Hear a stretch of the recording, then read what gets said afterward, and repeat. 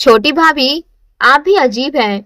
आपको तनिक भी तमीज नहीं कि बाबूजी के सामने जाने से पहले सर पर पल्लू रखकर जाना चाहिए। और तो और उनके सामने ही बैठकर चाय पीने लगती हैं। खाना भी लेकर बैठ जाती हैं। बेशर्मी की भी हद होती है। सर्व शर्म लिहाज मायके में छोड़ आई है क्या? बड़े ही खरूस अंदाज में विनीता की ननद बबली बोल रही। बेबाक और लड़ाकी स्वभाव की है बबली। उसकी बात से चिढ़ जाती है विनीता, लेकिन कुछ कहती नहीं है क्योंकि सास है नहीं। दो भाई और एक बहन है। सबसे छोटी है, इसीलिए नकचिड़ी और मनमौजी। बबली की शादी लोकल घर परिवार में हुई है और बबली के पति बैंक में हैं। सुबह 10 से 5 बैंक चले जाते, तब महीने में एक आध बार बबली का सुबह छोड़ते हुए बैंक चले जाते। कभी रुक जाती, कभी उसी दिन शाम को चली जाती। हर महीने बबली आती है। दोनों भाभियां बहुत आदर सत्कार करती है। बड़ी भाभी से बबली ज्यादा कुछ नहीं कहती, क्योंकि उन्होंने ही बबली की शादी का सारा रस्म रिवाज को निभाया था। बबली की माँ गुजर गई थी। उस समय महज 10 बरस की रही होगी और भैया की उम्र 18 की थी।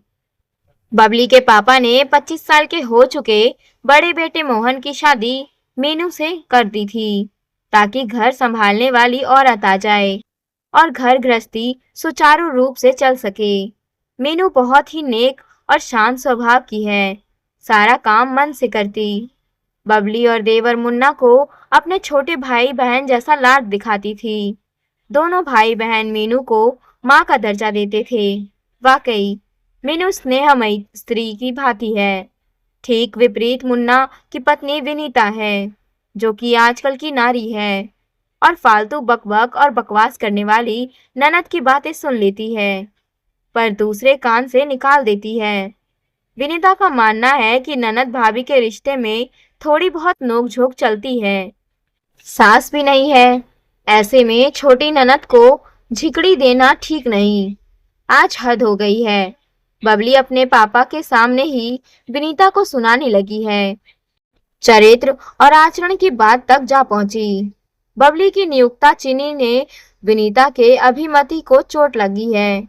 ससुर जी का ही कहना था कि दोनों बहुएं बेटी जैसी है और घर में आराम से रहे। औपचारिकता निभाने की जरूरत नहीं है। इसीलिए विनीता ससुर के साथ बोलती बतियाती। देखिए बबली जी, पापा तो हमारे पिता जैसे हैं। फिर पापा जी को कोई ऐतराज नहीं तो फिर आप क्यों कूद रही हैं? हम सब एक दूसरे के साथ कंफर्ट फील करते हैं। पापा जी के साथ हम सब उठते बैठते हैं ताकि माँ की याद ना आए। कितना अच्छा लगता है एक साथ खाना, बातचीत करना। पर आप तो रंग में भंग डालती रहती हैं। आपका भी घर है ये और ससुराल भी। दोनों जगह में सामंजस्य बनाए रखा करिए, यही आपके लिए बेहतर है। कहकर विनीता वहां से उठकर अपने कमरे में चली गई और बबली अपना सा मुंह लेकर रह गई। पापा, अब से मैं यहाँ नहीं आऊंगी। बड़ी भाभी आज तक मुझसे उच्च स्वर में नहीं बोली। छोटी भाभी की आवाज सुनिए जरा। ये तो हमारे ही सिर पर डांस कर रही है। ये क्या बोल रही हो बबली? तमीज और संस्कार को ताक पर रखाई हो। वो भाभी है तुम्हारी। जिस तरह तुम्हारी माँ नहीं है, वैसे ही उसके पिता इस संसार में नहीं है। इसीलिए मैंने उसे पापा जैसा स्नेह देता हूँ। क्रोधित स्वर में बबली के पापा बोल पड़े। बड़ी भाभी के ऊपर इतनी जिम्मेदारियां थी कि वो कभी भी कुछ न कह सभी जिम्मेदारी को निभाई।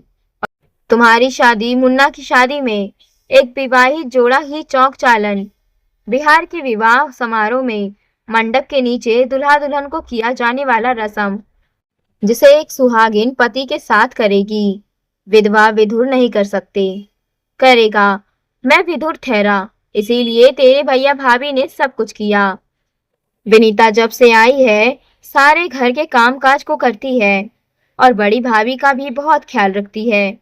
कितना भाग्यवान हूँ कि मुझे संस्कारी, सलीकेदार, सभ्य, सुशील बहुएं मिली।